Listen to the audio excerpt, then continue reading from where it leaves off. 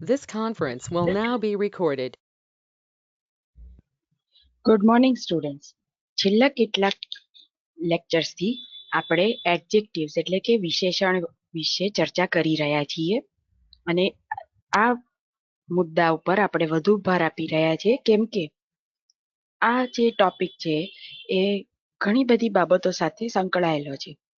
હવે વિશેષણ છે એની આપણે વ્યાખ્યા જોઈ કે કોઈ પણ વ્યક્તિ, વસ્તુ, સ્થળ, બાબતની વિશેષતા, દુર્ગુણ, ગુણ, અવગુણ બતાવે તે શબ્દોને વિશેષણ કહેવાય.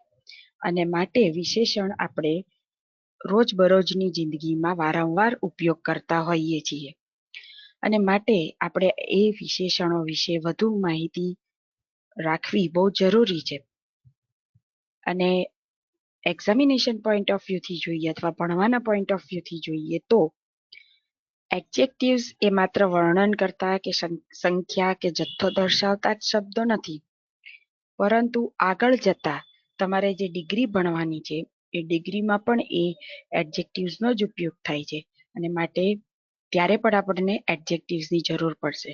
તદુપરાંત મેં હમણાં તમને જે ટોપિક શીખવાડ્યો ડિસ્ક્રાઇબિંગ પર્સન, જે એક્ઝામમાં 1 કે 2 માર્કમાં પૂછાઈ શકે છે, એટલે એક્ઝામિનેશન પોઈન્ટ ઓફ વ્યૂથી પણ આ ટોપિકનું ખૂબ મહત્વ છે. બીજું કહીએ તો જ્યારે તમે નિબંધ લખો ત્યારે નિબંધમાં જ્યારે પણ કોઈ જગ્યાનું વર્ણન કરવાનું હોય કે કોઈ વ્યક્તિ વિશે નિબંધ પૂછાય અને વ્યક્તિનું વર્ણન કરવાનું હોય ત્યારે હંમેશા એડજેક્ટિવ્સની જરૂર પડે છે અને માટે એડજેક્ટિવ્સ એ ખૂબ જ મહત્વનો ભાષાનું પાસું છે અને એટલે આપણે એને આટલું ભાર આપી રહ્યા છીએ. હવે જ્યારે આમ તો તમારે 7 પાઠ સુધી જ એક્ઝામમાં છે, પરંતુ પાઠ બધા જ ચાલશે, ઉપરાંત તેનું ગ્રામર પણ બધું જ ચલાવવાનું છે. હવે આ જે ટોપિક છે અત્યારે તમે સ્ક્રીન ઉપર જે જોઈ રહ્યા છો તે 10મા પાઠનું ગ્રામર છે અને આ પાઠમાં એક્સરસાઇઝ જે આપી છે લેંગ્વેજ પ્રેક્ટિસ, એમાં એડજેક્ટિવનો જ ઉપયોગ શીખવાડવામાં આવ્યો છે અને માટે અત્યારે આપણે 5 પાઠ પૂરા થયા છે, પરંતુ 6થા પાઠમાં ડિગ્રી આવશે અને આ પાઠમાં પણ ડિગ્રી આવે છે અને એડજેક્ટિવ્સનો ઉપયોગ આવે છે. એટલે આ બંને પોઈન્ટ ઓફ વ્યૂથી અત્યારે આપણે આ ગ્રામર કરવું બહુ જરૂરી છે અને એટલે આપણે વચ્ચેના પાઠ બાકી હોવા છતાં આ ગ્રામરને એડજેક્ટિવ સાથે સાંકળી લઈએ છીએ. એટલે એ બાબત યાદ રહે કે પાઠ પછી ચાલશે, અત્યારે એડજેક્ટિવ્સનો ટોપિક ચાલી રહ્યો છે, તો સાથે હું પાછળના આ પાઠનો જે એડજેક્ટિવનો ટોપિક છે તે પણ ડિસ્કસ કરી રહી છું. હવે જોઈએ, ક્રિનાના ટીચર તેને તેના ફેમિલી મેમ્બર્સ ડિસ્ક્રાઇબ કરવાનું કહે છે અને તે નીચે પ્રમાણે વર્ણન કરે છે અને વર્ણન કરતી વખતે જે શબ્દો વાપરે છે તે બધા જ શબ્દો બોલ્ડમાં અહીંયા લખેલા છે અને આ શબ્દોને તમે ધ્યાનથી યાદ રાખજો, કેમ કે તમારે કોઈ પણ નિબંધ કોઈ વ્યક્તિ વિશે લખવાનો આવે, જેમ કે my mother, my father, my brother, my sister, ત્યારે તમને આ જે શબ્દો છે, એડજેક્ટિવ્સ છે, એ નિબંધ લખવામાં મદદ કરશે. ક્રીના સિસ્ટર, ક્રીનાની બહેન વિશે કહી રહી છે. Krupali is my elder sister. હવે એલ્ડર એ પણ એડજેક્ટિવ છે, પણ અહીંયા બોલ્ડ નથી કરેલું કેમ કે ડિગ્રીનું ફોર્મ છે, એટલે એલ્ડર પણ એડજેક્ટિવ જ છે. તદુપરાંત I love her a lot, she is as beautiful as a film star. એ કેવી છે? બ્યુટીફુલ છે, ફિલ્મ સ્ટાર જેટલી. તો બ્યુટીફુલ એ અહીંયા એડજેક્ટિવ છે. શી ઇઝ 18 years old, 18 વર્ષની છે. She is of medium height, તો મીડિયમ હાઇટ એ પણ એનું વર્ણન કરતો શબ્દ છે, માટે એ એડજેક્ટિવ છે. She has got short brown hair, ટૂંકા ભૂખરા વાળ છે. ડાયમંડ શેપ ફેસ છે. Large blue eyes make her more attractive, large blue eyes એને વધારે દેખાવડી બનાવે છે. શી લુક્સ પ્રીટી પણ છે. She is talkative, cheerful and outgoing. તે ટોકેટિવ એટલે કે વાતોડિયણ છે, ચીયરફુલ છે, એકદમ પ્લેઝન્ટ પર્સનાલિટી છે, આઉટગોઈંગ એટલે કે મિલનસાર છે.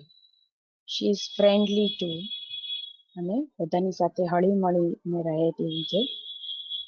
She does not like people who are critical for her actions. તેના એક્શન માટે, એના કાર્યો માટે કોઈ વ્યક્તિ એનો ટીકા કરે તેવા લોકો એને પસંદ નથી. તો આ વાત થઈ ક્રીનાની સિસ્ટરની. હવે જોઈએ ક્રીનાસ mother. The most loving person in my life is my mother, Gita. Loving person વ્યક્તિ કેવી છે? ખૂબ જ જેના પર પ્રેમ આવે, પ્રેમાળ છે એવી વ્યક્તિ છે mother. She is a homemaker. હવે જૂના ઇંગ્લિશ પ્રમાણે હાઉસવાઇફ શબ્દ વપરાતો હતો, જે હવે નથી વપરાતો. હવે જ્યારે માતા ઘરકામ કરતી હોય ત્યારે એને હોમ મેકર કહેવાય છે, હાઉસવાઇફ નથી કહેવાતું. She is a middle aged woman in her 40s. 40s એટલે 40માં છે, 41 વર્ષની છે.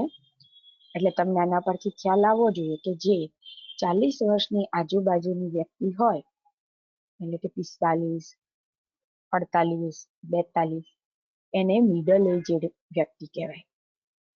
અને 50ની હોય તો એ એલ્ડરલી કહેવાય.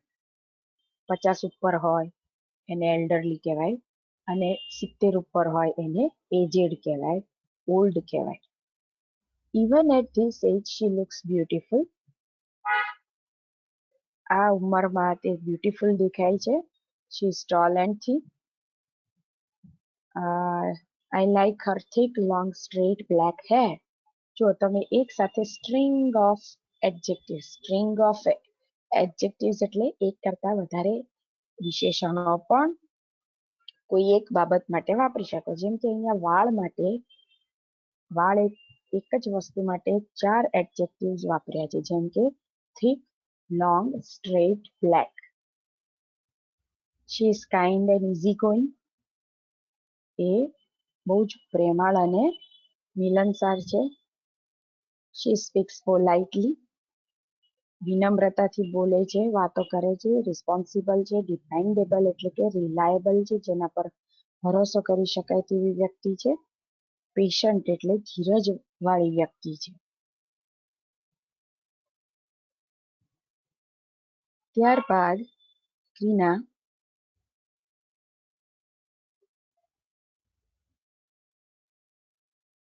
તેના બ્રધરનું વર્ણન કરે છે. Krutarth is my younger brother. Younger એ પણ એડજેક્ટિવ, પણ ડિગ્રીનું રૂપ છે. He is in standard 9th. He is fairly short. થોડો ઠીંગણો છે. Slightly overweight. થોડો જાડો પણ છે. Round face છે. ફેસ કેવો છે? Round. So round is an adjective used for face. Now cute લાગે છે.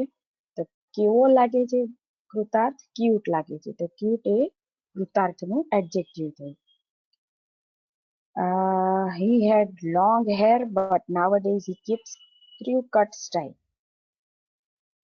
ત્યારબાદ he is fashionable but shy. He loves painting. Painting એ અહીંયા બોલ્ડ ભૂલથી થયું હોય એમ લાગે છે, કેમ કે પેઇન્ટિંગ એ નાઉન છે, એને ચિત્ર દોરવું ગમે છે. અને ક્રિએટિવ એ એડજેક્ટિવ છે, કેમ કે પેઇન્ટિંગ કરનાર વ્યક્તિ ક્રિએટિવ હોય. એટલે કેવી હોય વ્યક્તિ? Creative. So creative is an adjective. તેને ચિત્રો દોરવા ગમે છે અને માટે તે ક્રિએટિવ છે. He is very possessive about his things. તેની વસ્તુઓને માટે તે બહુ જ પોસેસિવ છે. Means he cannot share things with others. He is lazy too. આળસુ છે.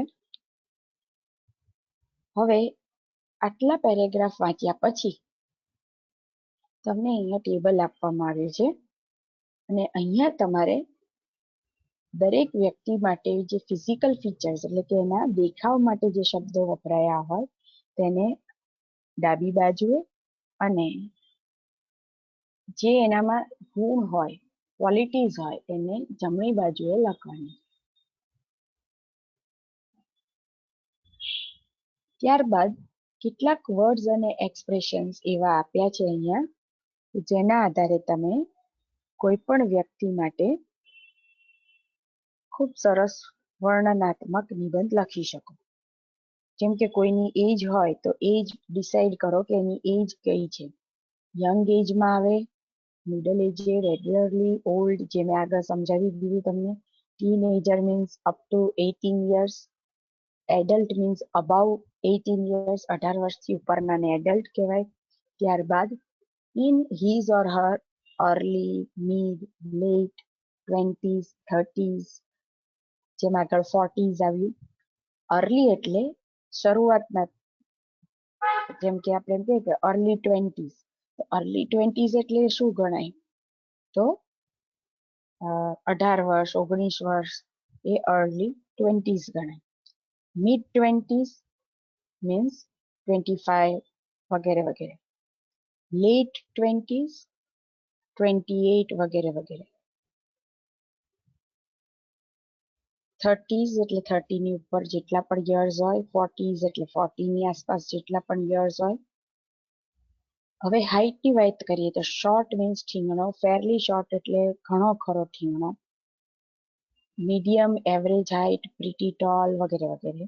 જે નીચે હમણાં ચિત્રમાં સમજાવ્યું છે એ આપણે જોઈશું. ત્યારબાદ બોડી કેવું છે એનું. પ્લમ્પ એટલે ભરાવદાર, એ નવો શબ્દ છે. ફેટ, પ્લમ્પ અને ઓવરવેટ ત્રણેયમાં ફેર છે. અને ત્યારબાદ થીમ, સ્કીની એન્ડ સ્લીમ, એમાં પણ ફેર છે થોડો ઘણો, બહુ ખાસ નહીં. સ્ટર્ડી, વેલ બિલ્ડ, મસ્ક્યુલર આવા શબ્દો તમે મજબૂત બાંધા માટે વાપરી શકો. ફેટ, પ્લમ્પ, ઓવરવેટ થોડા જાડા વ્યક્તિ માટે વાપરી શકાય. થીમ, સ્કીની, સ્લીમ પાતળા દુબળા વ્યક્તિ માટે વાપરી શકાય. અને સ્કીની એટલે તો ખૂબ પાતળું. ત્યારબાદ હેરના કલર્સ જે અહીંયા બતાવેલા છે. પછી હેર સ્ટાઇલ્સ કહેલી છે. પોનીટેલ છે, બોલ્ડ એટલે કે ટાલ છે, કે શોલ્ડર લેન્થ છે વગેરે. લોંગ હેર છે, કેવા હેર છે તમે વર્ણવી શકો. ફેસ કેવો છે લખી શકો. સ્કિન ટાઈપ લખી શકો. આઈઝ માટે લખી શકો. અને સ્લેન્ટેડ નવો શબ્દ છે જેનું ગુજરાતી અહીં આપેલું છે. ત્યારબાદ અહીંયા હાઈટ, કઈ વ્યક્તિ માટે કયો શબ્દ વપરાય એના માટે અહીંયા સચિત્ર માહિતી આપેલી છે, જે એકવાર રિફર કરી લેવી.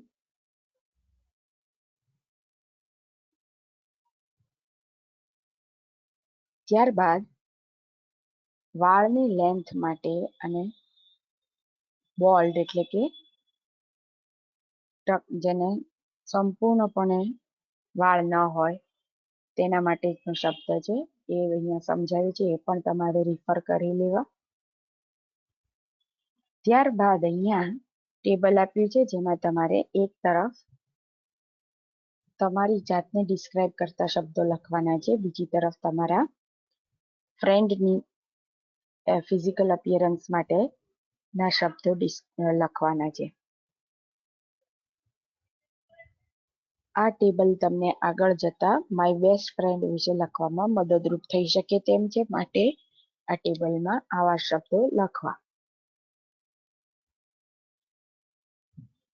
ત્યારબાદ અહીં એક કોન્વર્સેશન એટલે કે ડાયલોગ આપેલો છે, જેમાં થોડા વધુ એક્સપ્રેશન્સ આપ્યા છે કોઈ વ્યક્તિને વર્ણવવા માટેના. જેમ કે he is pretty tall with short hair, તે ખાસો ઊંચો છે અને ટૂંકા વાળ છે. હી જનરલી વેર્સ કુર્તા, તો આ તે સામાન્યપણે કુર્તા પહેરે છે. તે એક નવી સ્ટાઇલથી કોઈ વ્યક્તિને ડિસ્ક્રાઇબ કરવા માટેની. ત્યારબાદ does he wear glasses? Glass એટલે ચશ્મા. yes he does means he wears glasses. તો કોઈને ચશ્મા હોય તો આપણે કહી શકાય કે yes he wears glasses. પછી keeps mustache and beard. beard એટલે દાઢી, mustache એટલે મૂછ. જે આગળ શબ્દો નથી આવ્યા એમાં તમે તમારી વોકેબ્યુલરીમાં બીજા આ શબ્દો ઉમેરી શકો. ત્યારબાદ અહીંયા L4 માં કેટલાક પ્રશ્નો આપ્યા છે. આ પ્રશ્નો પોઈન્ટ્સ જેવા છે. એટલે કે કોઈ પણ વ્યક્તિ હોય, બ્રધર, સિસ્ટર, મધર, ફાધર વિશે લખવાનું હોય તો એ લખતા પહેલા આટલા પ્રશ્નો પર વિચાર કરો એટલે તમારો નિબંધ તૈયાર થઈ જાય.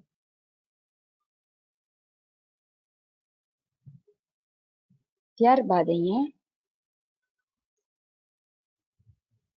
L5 એક્ટિવિટીને આપણે ઓમિટ કરીએ છીએ કેમ કે એક્ઝામિનેશન પોઈન્ટ ઉપરથી જે લખવાનું છે એ વધુ ઇમ્પોર્ટન્ટ છે. એટલે આપણે L5 બહુ ઇમ્પોર્ટન્ટ નથી અને ઓમિટ કરીએ છીએ. L6 જોઈ લઈએ જેમાં ટીચરની હેબિટ્સ અને ટીચરની ક્વોલિટીઝ વિશે લખવાનું છે. એટલે માય ટીચર નો નિબંધ પણ તૈયાર થઈ જાય. Write a paragraph on the teacher using the words you have enlisted. Enlisted means આગળ જે તમે લિસ્ટ બનાવ્યું છે જુદા જુદા એડજેક્ટિવ્સનું તેને વાપરીને તમારે તમારા ટીચર વિશે લખવાનું છે. એટલે માય ફેવરિટ ટીચરનો નિબંધ પણ અહીંયા તૈયાર થઈ જાય. ત્યારબાદ L7માં નિબંધ કેવી રીતે લખવો તે પણ સાથે સાથે સમજાવ્યું છે. જેમ કે કોઈ પણ નિબંધ, કોઈ પણ વિષય પર નિબંધ લખો, તમારે 3 પેરેગ્રાફમાં એને ડિવાઈડ મોસ્ટલી કરવો જોઈએ. ઓછામાં ઓછા 3 પેરેગ્રાફ હોવા જોઈએ. વધુ તમે શબ્દોની મર્યાદા સાથે જેટલા પણ પેરેગ્રાફ પાડવા એટલા પાડી શકો. હવે અહીંયા માય બેસ્ટ ફ્રેન્ડ વિશે તમને નિબંધ લખીને દર્શાવ્યો છે અને 3 પેરેગ્રાફમાં ડિવાઈડ કરેલો છે. તો એમાં પહેલા પેરેગ્રાફમાં શું લખવું? એટલે આમ તો કોઈ પણ નિબંધ લખવાનો હોય તેના પહેલા પેરેગ્રાફમાં હંમેશા જનરલ ઇન્ફોર્મેશન આવે. જેમ કે અહીંયા માય બેસ્ટ ફ્રેન્ડ વિશે લખતા હોય તો તેનું નામ, તેની ઉંમર, તે તમને ક્યાં મળ્યો વગેરે વગેરે, એ જનરલ ઇન્ફોર્મેશન આપવાની. ત્યારબાદ બીજા પેરેગ્રાફમાં તેનું ફિઝિકલ ડિસ્ક્રિપ્શન આવે. એટલે કે તે કેવો દેખાય છે, એના વાળ, આંખોનો રંગ વગેરે વગેરે. આગળ જેમ બીજા પેરેગ્રાફમાં આપણે જોયું એ રીતે તમે એડજેક્ટિવ્સનો ઉપયોગ કરીને બીજો પેરેગ્રાફ લખવાનો હોય છે. ત્યારબાદ જે છેલ્લો પેરેગ્રાફ છે એમાં એની ક્વોલિટીઝ એટલે કે ગુણ દર્શાવવાના હોય છે અને રિલેશનશિપ એટલે કે તમારી એની સાથેની એનો સંબંધ કેટલો ગાઢ છે તે પણ લખવાનું હોય છે. અને આ રીતે તમારે નિબંધને 3 પેરેગ્રાફમાં ડિવાઈડ કરવાનો હોય છે. હવે અહીં આટલું તો 3 પેરેગ્રાફ લખીને આપ્યા જ છે. આ સાથે તમારે તમારા મિત્ર માટે નિબંધ લખવાનો છે ત્યારે બીજા કેટલાક એડજેક્ટિવ્સ, બીજી કેટલીક બાબતો તમને જે તમારા મિત્રમાં ગમતી હોય, તમારે નિબંધમાં લખવી હોય એ પણ તમારે અહીંયા એડ કરવાની છે. અને એ રીતે તમારે માય બેસ્ટ ફ્રેન્ડ વિશેનો નિબંધ તૈયાર કરવાનો છે.